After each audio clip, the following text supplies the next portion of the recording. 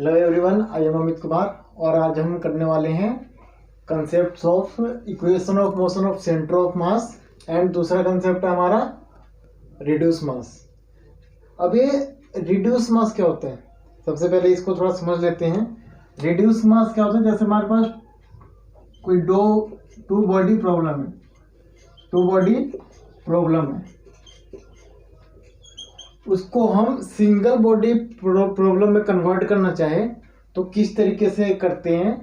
ठीक है, ये क्या करता है, रिड्यूस मास में टू बॉडी प्रॉब्लम से सिंगल बॉडी प्रॉब्लम में कन्वर्ट करने में हेल्प करता है। ठीक है, सिंगल बॉडी प्रॉब्लम में कन्वर्ट करने में हेल्प करता है। अब देखिए कैसे हेल्प करता है। जैसे हमारे पास दो मासेस है, मान लो यहाँ पे m1 मास है, ठीक है, और यहाँ पे m2 मास है। ठीक है, अब मैं ये अभी एक्स एक्सिस में ले रहा हूँ, ठीक है, हॉरिजॉन्टल में है। तो यहाँ पे अगर मैं ये एक्स एक्सिस इस मास के थ्रू पास होता है, ठीक है, तो अब एक्स एक्सिस से इसका डिस्टेंस x1 ले लूँ और इसका डिस्टेंस x2 ले लूँ, है ना। तो इसका सेंटर ऑफ मास कहाँ पे लाई करेगा, इन दोनों का सेंटर ऑफ मास कहाँ पे लाई करेगा, इनके कहीं बीच में लाई करेगा, मिडल में नहीं, कहीं इन दोनों या तो इसके पास लाई करेगा या फिर इसके पास लाएगा। जैसे अगर ये ज़्यादा होगा तो इसके पास लाई करेगा, आसपास लाई करेगा, अगर ये ज़्यादा हो तो इसके आसपास लाई करेगा, है ना। तो अब हम सेंटर ऑफ मास कैसे निकाल सकते हैं, x coordinate of centre of मास, क्योंकि हमें एक्स कोऑर्डिनेट ही पता है, वाई और जेड कोऑर्डिनेट तो इसमें जीरो, अभी मैं बेसिक बता दूं। ठीक है, तो क्या होगा, एक्स कोऑर्डिनेट यानी एक्ससीएम, वो क्या होगा m1 x1 plus m2 x2, है ना, divide by m1 plus m2।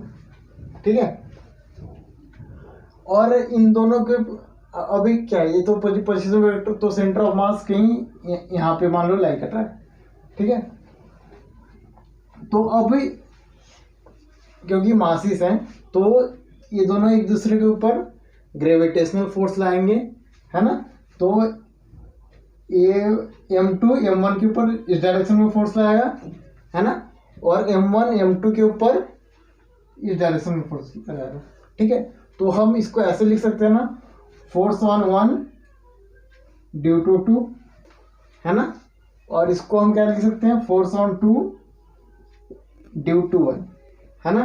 तो अब क्या है, ये क्योंकि ग्रेविटेशनल फोर्स है तो ये न्यूटन थर्ड लॉ को फॉलो करेगा, है ना।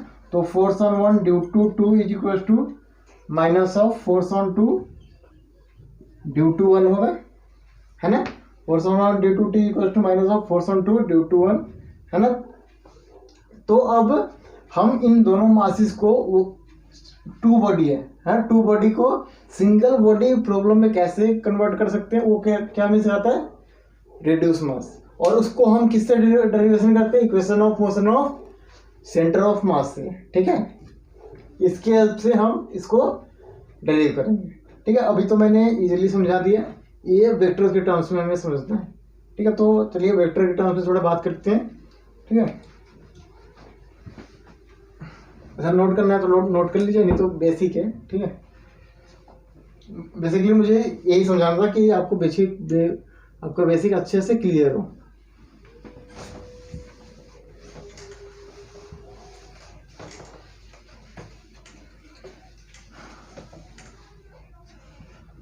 जैसे हम अब बनाते हैं कोऑर्डिनेट एक्सिस।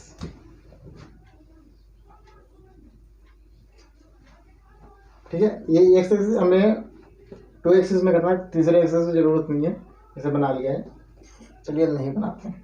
ठीक है, अब हम क्या करते हैं, एक बॉडी हमारा यहाँ पे है m1 और दूसरा बॉडी हमारा है m2 यहाँ पे। अब हमेशा हम पोजीशन वेक्टर कहाँ से लेते हैं, हमेशा हम ओरिजिन से लेते हैं ना, है ना। ओरिजिन से पोजीशन वेक्टर इसका है r1 वेक्टर, ठीक है, और इसका जो है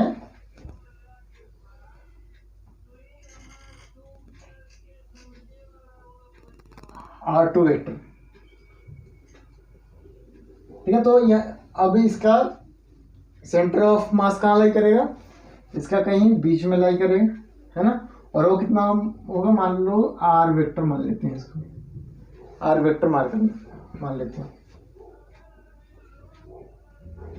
इसको ज्वाइन कर दिया।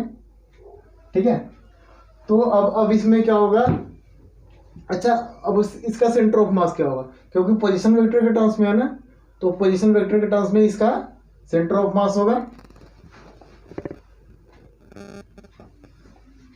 अब क्या होगा, पोजीशन वेक्टर के टर्म्स में इसका सेंटर ऑफ मास होगा, यानी RCM is equal to M1R1 plus M2R2 divide by M1 plus M2। जब एक्स एक्सिस पे था तो एक्स वाला क्या था, अब पोजीशन वेक्टर के टर्म्स है तो पोजीशन वेक्टर के टर्म्स पे करेंगे।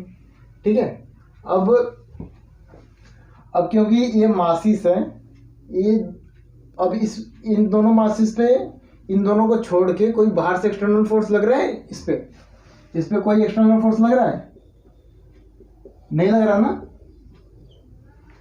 इसको एक्सटर्नल फोर्स नहीं लग रहा है, यानी दोनों के मासिस पे फोर्स 0 लग रहा है।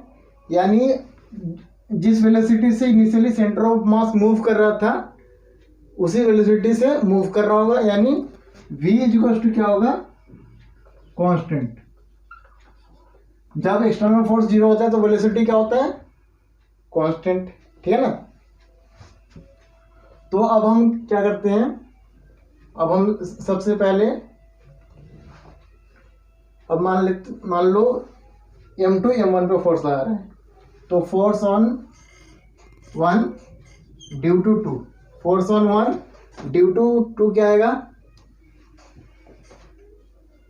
वो क्या आएगा, ये इस डायरेक्शन में लग रहा है ना, और M1 पे लग रहा है फोर्स, M1 पे फोर्स लग रहा है ना, तो वो कितना आएगा M1, तो मास ऑफ M1, क्योंकि M1 पे फोर्स लग रहा है इसीलिए M1 का मास आएगा, और पोजीशन वेक्टर ऑफ M1, ठीक है, विद रेस्पेक्ट टू ओरिजिन, वो कितना है R1, यानी ये क्या हो गया d square R1 divide by dt square, ये होता है ना एक्सेलरेशन, है ना, d square R1 divide by dt square. अगर x के रिस्पेक्ट में होगा तो x के रिस्पेक्ट में एक्सेलरेशन आएगा, है ना। अब पोजीशन वेक्टर टर्म्स में तो M1 d square R1 divide by dt square.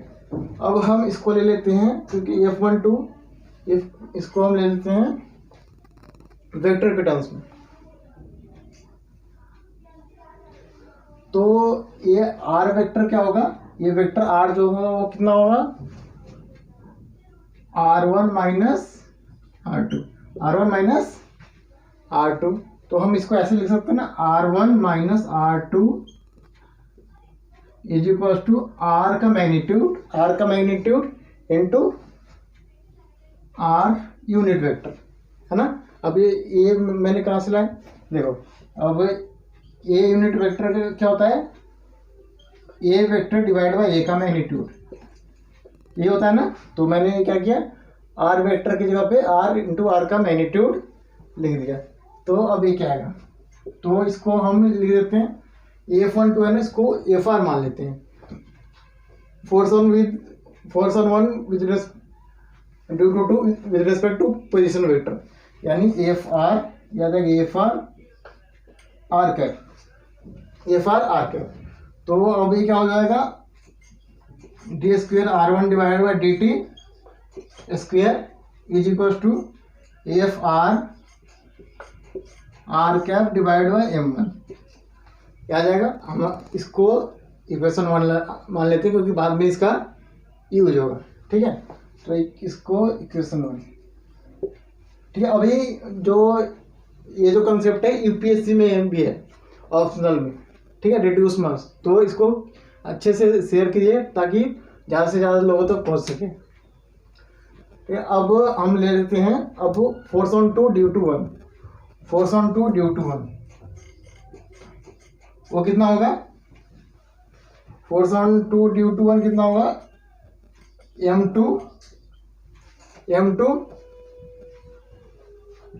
और इसका डायरेक्शन क्या आएगा, इसका क्योंकि force on one due to positive लिया था हमने, तो इसका क्या आएगा नेगेटिव, है ना, m2 डी स्क्वेयर r2, इसका पोजीशन वेक्टर क्या है r2 D square r2 divide by d t square. अगर इसके ऊपर फोर्स इधर लग रहा था तो इसके ऊपर फोर्स किधर लगेगा, इधर, है ना, इज इक्वल टू, तो ये क्या लगेगा, इक्वल टू माइनस एफ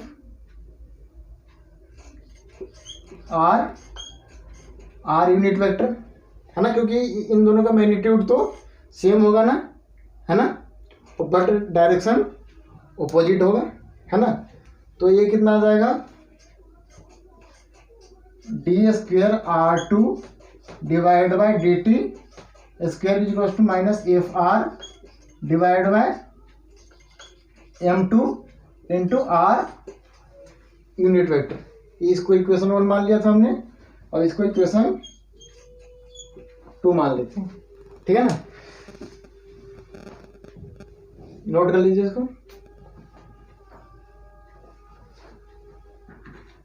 रब कर देते हैं, ठीक है ना।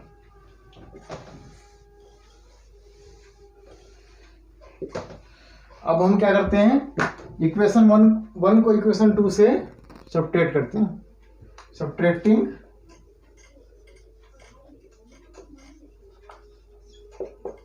इक्वेशन 1 फ्रॉम इक्वेशन 2, ठीक है ना। तो ये क्या आएगा हमारे पास, ये आ जाएगा डी स्क्वायर। अब लेफ्ट हैंड साइड वाले को लेफ्ट हैंड साइड वाले से सब्ट्रैक्ट करेंगे, है ना, और राइट हैंड साइड वाले को राइट हैंड साइड वाले से सब्ट्रैक्ट करेंगे, यानी d square r1 divide by d t square minus d square r2, ये वेक्टर आएगा ना, है ना, divide by d t square is equal to f r vector r unit vector divide by m1 minus of minus F R unit vector divide by m2, ठीक है।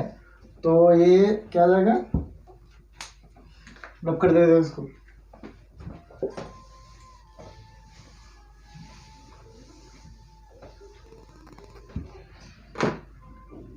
तो ये हमारे पास आ जाएगा ये। अब हम इसको थोड़ा अरेंज करके लिख सकते हैं। देखो अब हमारा क्या है, अगर हम D X over D T है plus D Y over D T है, तो इसको हम क्या लिख सकते हैं, इसको हम क्या लिख सकते हैं, d over D t of x plus y लिख सकते हैं ना, ऐसे लिख सकते हैं। अब अगर इसका स्क्वायर है तो स्क्वायर के टर्म्स में भी ऐसे लिख सकते हैं, अगर यहाँ पे स्क्वायर है तो लिख सकते हैं ना। तो ये जो ऑपरेटर है D square by d T square, वो क्या करेंगे, जो D square by d T square है और यहाँ पे D square by d T square, वो कॉमन ले लेते हैं दोनों में से, है ना, तो रिजल्ट तो सेम ही आना है ना। तो हम क्या लिखेंगे यहाँ पे, D square by d T square r1 vector minus r2 vector, है ना, इज इक्वल टू 1। अब यहाँ से हम कुछ कॉमन ले सकते हैं, देखो एफ आर इसमें भी है, एफ आर इसमें भी है, और यहाँ पे माइनस माइनस, तो माइनस माइनस प्लस हो जाएगा, और एफ आर कॉमन ले लेंगे, तो ये हमारे पास क्या आ जाएगा, 1/m1 plus 1/m2 into f are unit vector, है ना, आर यूनिट वेक्टर। तो अब तो r1 माइनस r2 हमने क्या लिया था यहाँ पे, r1 माइनस r2 क्या लिया था, r वेक्टर, है ना, r वेक्टर लिया, तो r वेक्टर हम यहाँ पे रख देते हैं, तो क्योंकि r1 माइनस r2 की जगह r ही तो है ना, तो हम ले लेते हैं यहाँ पे d square by d t square r vector is equal to 1/m1 plus 1/m2 into f are unit vector, ठीक है। तो अब हम जो ये 1/m1 आया और 1+1/m2 आया, ये कुछ अलग अलग दिख रहा था, अलग अलग दिख रहा है ना, तो इसको हम कोई और टर्म ले लेते हैं। ठीक है, इसको हम कोई और टर्म ले लेते हैं।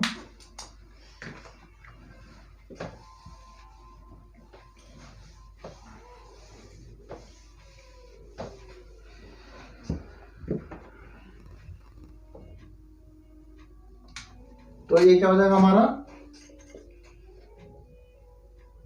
ये d² r vector by dt² is equal to 1/μ लिख देते हैं, 1/μ f r यूनिट वेक्टर। ठीक है, तो ये 1/μ लिया, तो 1/μ किसके इक्वल होगा, 1/m1 + 1/m2 के इक्वल, यानी 1/μ is equal to 1/m1 + 1/m2, और म्यू की वैल्यू जब हम सॉल्व कर लेंगे इसको, ठीक है, तो म्यू की वैल्यू क्या आएगी, m1 m2 divided by m1 + m2। ठीक है, अब हमारे पास क्या है, दो मासेस के जगह पे एक मास आ गया हमारे पास। ठीक है, इस एक्सप्रेशन में यूज करने के लिए। तो ये हमारा जो रिड्यूस मास का कंसेप्ट है वो क्या है, यही है कि दो बॉडी प्रॉब्लम को हम वन बॉडी प्रॉब्लम में कैसे कर सकते हैं, इस तरीके से कन्वर्ट कर सकते हैं, रिड्यूस उस दो ऑब्जेक्ट्स का रिड्यूस मास निकाल के। ठीक है ना, ये क्या है हमारा reduced mass. With the help of this we can convert two body problem into one body problem. ठीक है, समझ में आया, नोट डाउन कर लो।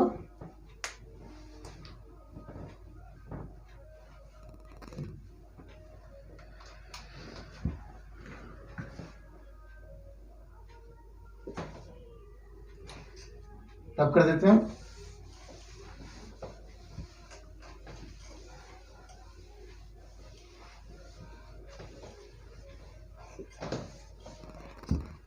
तो हम इसको क्या लिख सकते हैं, जैसे हमारे पास d² r vector divide by dt² है is equal to 1/μ f r vector, ऐसे लिख सकते हैं ना। और दूसरे तरीके से कैसे लिख सकते हैं, r ये इसका मतलब डबल डॉट का मतलब डबल डेरिवेटिव होता है किसी वेक्टर का, डबल डेरिवेटिव, यानी mu r vector is equal to double derivative equal to f r vector इधर भी। ठीक है, तो ये क्या है कंसेप्ट ऑफ हमारा रिड्यूस मास और equation of motion of centre of mass का कंसेप्ट ये है। ये क्या है, equation of motion of centre of mass. ठीक है, तो अगर हमें एक प्रॉब्लम कर लेते हैं,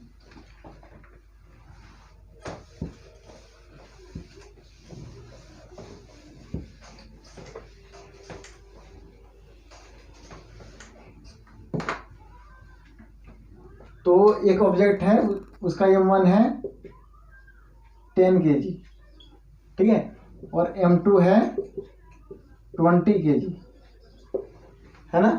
तो इसका रिड्यूस मास क्या आएगा, तो म्यू क्या आएगा, m1 m2 divide by m1 + m2, यानी 10 × 20 डिवाइड बाय 20 + 10, यानी 200/30 आ जाएगा, है ना। और 0 से 0 गया, तो ये क्या आ जाएगा 6.66 फाइनल आंसर। तो हमारा रिड्यूस मास क्या होगा, म्यू इज इक्वल टू 6.66। ठीक है, अगर आपको लेक्चर अच्छा लगा हो तो लाइक कर देना और सब्सक्राइब कर देना। ठीक है।